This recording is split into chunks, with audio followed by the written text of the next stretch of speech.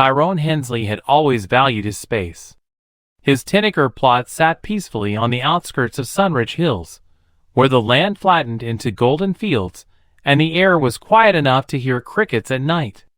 He had built his home piece by piece, starting with a modest cabin and slowly expanding it over the years into a fully self-sufficient rural haven. He grew vegetables in his garden, maintained a well-equipped workshop, and had a long gravel driveway that wound past the front gate like a protective arm around the property.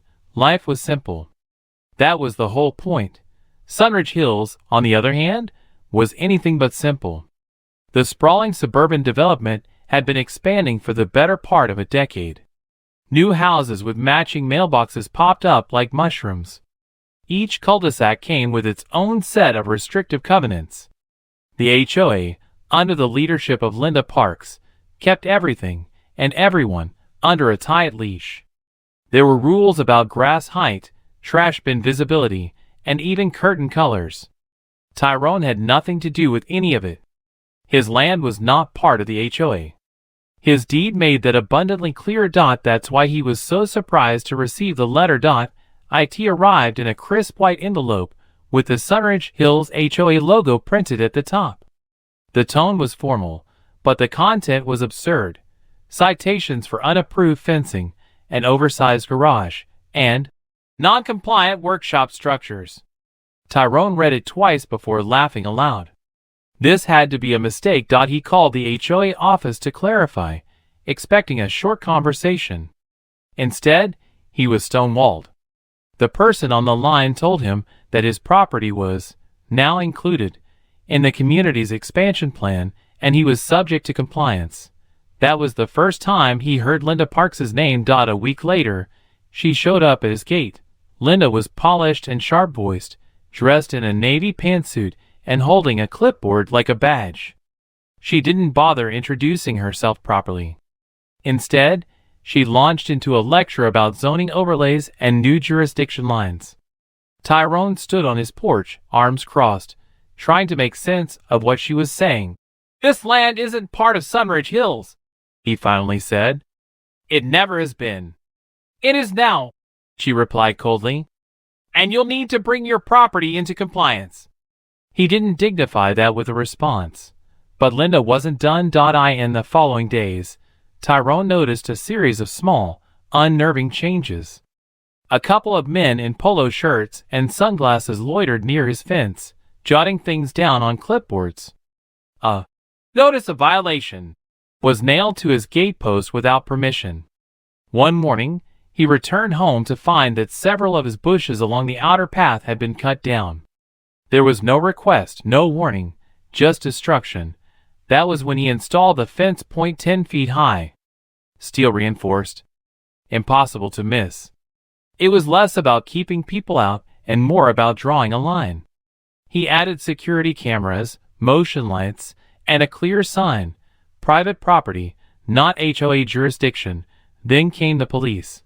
Linda had called them, claiming Tyrone's workshop violated zoning codes and posed a community hazard. 2 officers arrived one evening just before dusk. Tyrone met them calmly, paperwork in hand.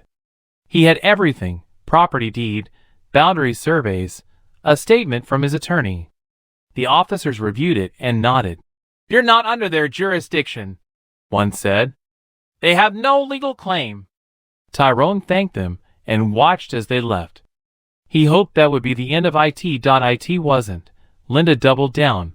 More letters. More supposed fines. She even tried to file a lien against his property through the HOA's legal team. That crossed a line. Tyrone contacted his lawyer again, and this time, they went public. The next town meeting, Tyrone stood in front of the microphone and laid everything out. He wasn't a public speaker by nature, but the words came steady.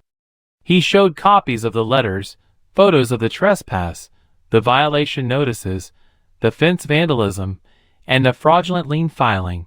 People listened. More than a few began murmuring. Then others stood up and shared their own stories, small, quiet injustices by the HOA. Rules enforced inconsistently. Intimidation tactics. Fines with no justification. Something shifted in the room that night. Within weeks, local media picked up the story. An investigative reporter began digging into Sunridge Hills HOA's records. What she found wasn't just overreach. It was a pattern of abuse. An audit was ordered. Linda was called into court. Tyrone showed up with his lawyer and his documentation. Linda showed up with a suit and a scowl. The judge didn't take long to decide. The lien was invalid. The HOA had overstepped its boundaries. Linda Parks was fined personally for filing a fraudulent claim and for orchestrating unauthorized entry onto Tyrone's land. The court victory was a personal relief, but what came after meant more. Residents of Sunridge Hills demanded Linda's resignation. She refused at first, but under mounting pressure, both legal and social, she stepped down. The HOA board was gutted and replaced with new leadership. Rules were rewritten. Oversight committees were formed. Tyrone, meanwhile, got back to his life. The fence stayed up. The garden recovered. He expanded the workshop and hosted a few quiet barbecues for neighbors, some from Sunridge Hills, who came to thank him for standing up. He never wanted a fight. He only wanted peace, but when it came to defending his home, his land, and his rights, he showed that he was more than capable of fighting back. The storm hadn't fully passed, but the skies were clearing.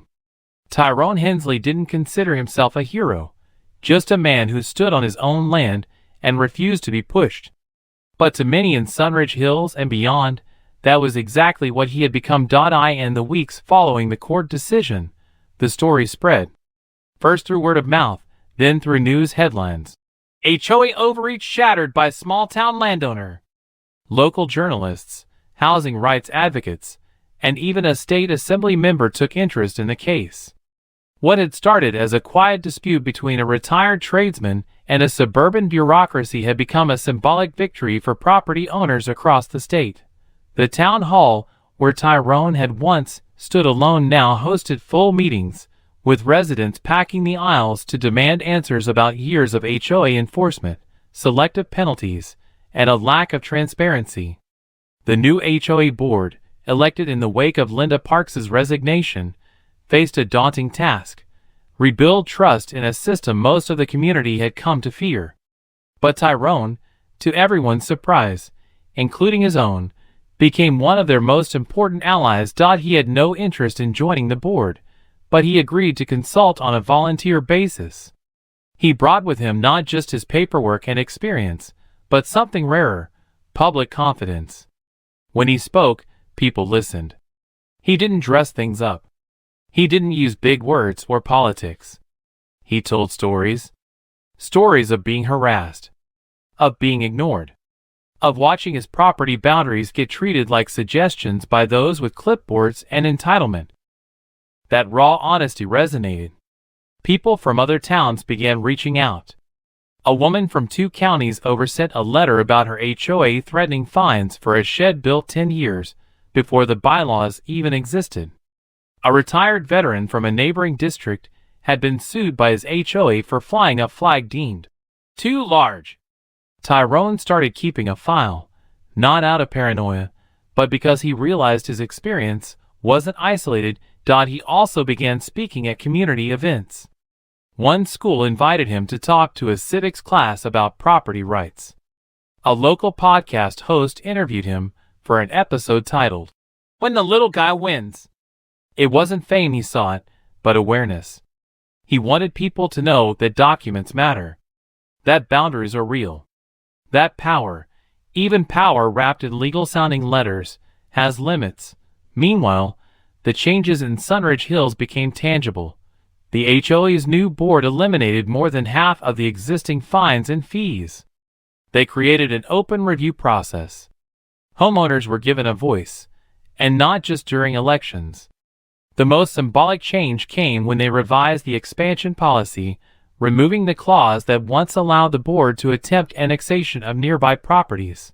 For Tyrone, life finally returned to something resembling normal. He was back in his garage, finishing the cedar wood cabinets he'd started long before the HOA debacle began. He tended to his tomatoes and fixed his tractor, often with a country station playing low in the background. But every so often, someone new would pull up to the gate and ask if he was the guy who took on the HOA. He'd nod politely, maybe offer them a coffee, and remind them to double-check their property lines. Though Tyrone stayed grounded, the attention grew. A regional legal nonprofit asked to feature his case in their annual report. A state legislator invited him to testify during a hearing about strengthening protections for non-HOA landowners. He declined the invitation at first. He didn't see himself as the political type, but eventually agreed to submit a written statement. His letter was simple, direct, and powerful. I don't care what kind of rules a neighborhood wants to live by, as long as they don't pretend those rules reach past where the pavement ends. What's mine is mine, not because I said so, but because the law says so. That's what matters. Those words ended up being quoted in a statewide op-ed, and later, on the homepage of a watchdog group dedicated to fighting HOA abuse. Back in Sunridge Hills, something else happened too. Something subtle, but meaningful. People began to wave more. They stopped hesitating when asking questions. Some even knocked on Tyrone's door to say thank you, not because he'd saved them from the HOA, but because he'd reminded them they could speak up. That they didn't have to stay quiet just because someone in a blazer and clipboard told them to point. One afternoon, Tyrone received a small package in the mail. Inside was a wooden plaque engraved with a quote. Freedom begins at the fence line. No sender name. Just a note that read, You reminded us. He hung it on the wall of his workshop. By now, Linda Parks had disappeared from public life. Rumors swirled about where she'd gone. Some said she'd moved to Florida. Others claimed she was fighting another HOA scandal in a nearby town. Tyrone didn't care. For him, she was part of a closed chapter. What mattered was that the neighborhood had learned. They'd grown, and they'd changed. As time passed, Tyrone's story continued to find life in unexpected places. What had once been a small-town property dispute became a catalyst for something much bigger. His quiet stand against a corrupt HOA turned into a symbol of resistance for rural landowners, independent homeowners, and anyone who had ever been told they didn't have a voice against bureaucratic overreach. News outlets across the state picked up variations of his story. Some focused on the legal aspect, the invalidation of the lien, the financial penalties against Linda Parks, the collapse and restructuring of a mismanaged HOA. Others focused on the human element, a soft-spoken man defending his home with nothing more than paperwork, principle, and perseverance. More than one editorial labeled Tyrone the man who drew the line. He never cared much for titles. He never asked to be an advocate. But by the end of that year, his name had become part of public record, not just in legal documents, but in community meeting minutes, homeowner forums, and even legislative committee reports. Lawmakers, spurred by rising cases of HOA overreach statewide, invited Tyrone's lawyer to provide expert insight during policy discussions. Eventually, new state-level legislation was proposed to limit how far HOA jurisdiction could extend without explicit contractual inclusion. Legislation inspired, in part, by Tyrone's ordeal. He read about it in the paper over coffee one morning. There was a photo of a state senator at a podium, holding up a packet titled the Private Property Rights Protection Act. Tyrone smirked. He didn't need credit. Just change. Meanwhile, back in Sunridge Hills, the transformation was more than procedural. It was cultural. The new HOA board, free from the paranoia and micromanagement that once defined its leadership, began organizing community events, potlucks, and volunteer days rather than rule audits and neighborhood surveillance. The fear that once lingered like fog had lifted, replaced by something that felt more like, well, community. Several members of the new board personally thanked Tyrone. One even asked if he would consider serving in an advisory role to help prevent future conflicts. I think I've done enough advising for one lifetime, he said with a chuckle. But what he did agree to do was host a quarterly property rights workshop. on his land, open to anyone in the county. He called it, "Know Your Line." It was casual, folding chairs under a shade tent, coffee urns on a folding table, and Tyrone with his original deed and land survey rolled out like a map of battle-worn victory. He taught people how to read plat maps, how to access county property records, and how to identify when an HOA's authority stopped. Attendance grew steadily. Farmers, retirees, single moms, first-time homeowners, people who wanted answers but didn't know where to start. Tyrone didn't talk down to them. He told them what he'd been through, what worked, what didn't. He handed out copies of his court filings and lawyers' letters like they were family recipes. Word of the workshops spread. A local college professor brought his students one semester. Another county asked Tyrone to speak at a civic awareness fair. It never got to his head. He always showed up in jeans and boots, his notes in a manila folder, his tone as grounded as the earth beneath his feet. For all the recognition, Tyrone remained the same. He still worked in his shop most mornings, still walked the perimeter fence with his coffee at sunrise. The plaque that read, "Freedom begins at the fence line," stayed right where he'd hung it. It reminded him why he'd started this fight. Not for noise, not for drama, but for the right to live free, without intrusion, without manipulation. The old steel-reinforced fence still stood tall at the property's edge. Not out of fear anymore, but as a boundary respected. The cameras stayed too, though they were rarely triggered anymore. The air felt quieter, more peaceful, more his. And while Tyrone never wrote a book or went viral online, his name became something of a quiet legend among rural homeowners across the region. Not because he was louder than this system, but because he proved the system had limits. He showed that sometimes, all it takes is one person willing to say no. Not with fists, not with protests, but with facts, with law, and with the sheer unshakable belief that what's yours is yours, and no committee, no clipboard, and no HOA president can take it from you without a fight.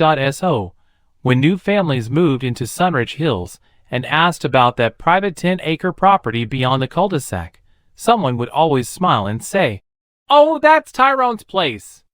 You don't mess with Tyrone. He's the reason this neighborhood changed." And in that way, his story lived on, not as noise, but as a quiet warning. A boundary marker.